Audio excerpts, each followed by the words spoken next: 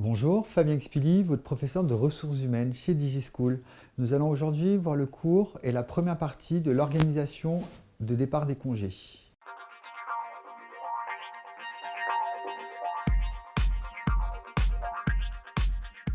Au niveau de la France, vous avez la possibilité, lorsque vous êtes sur un contrat de travail en tant que salarié, d'avoir des congés payés. Donc les congés payés vont être fixés par rapport à ce qu'on appelle une période de référence qui va aller du 1er juin de l'année N-1 au 31 mai de l'année N. Donc c'est-à-dire, par exemple, si nous sommes en novembre, et que votre contrat se termine, vous allez avoir cumulé un certain nombre de jours de congés payés. Donc par exemple, juin, juillet, août, septembre, octobre et novembre, donc 6 mois.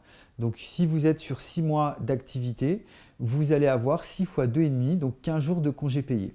Donc en fait, la période de référence permet de savoir à quel moment on fixe le nombre de jours de congés payés. Donc un salarié qui a travaillé la totalité de la période aura droit à la totalité de ses congés payés, qui est équivalent à 30 jours par an, soit 5 semaines. Et le salarié qui a débuté son contrat pendant la période de référence va avoir un nombre de jours de congés payés qui va se faire au prorata de son temps de travail. Donc les périodes de référence peuvent être différentes. On sait par exemple qu'il y a certains accords collectifs qui mettent en place un régime de modularisation ou de réduction du temps de travail en fonction des activités saisonnières. Donc c'est-à-dire que vous allez pouvoir prendre vos congés payés hors période de forte activité, par exemple.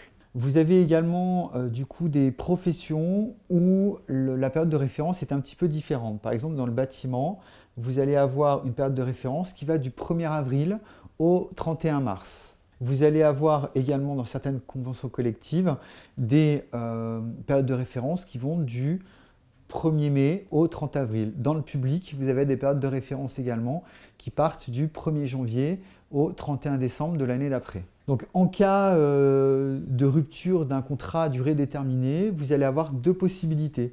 Donc soit lorsque vous êtes en CDD, vous avez la possibilité de prendre vos congés payés pendant la durée de votre contrat, si vous avez réussi à voir ça avec votre employeur, soit si vous ne pouvez pas prendre vos congés payés pendant la durée de votre contrat, il va être payé sous forme d'indemnité compensatrice à la fin du coup de votre contrat.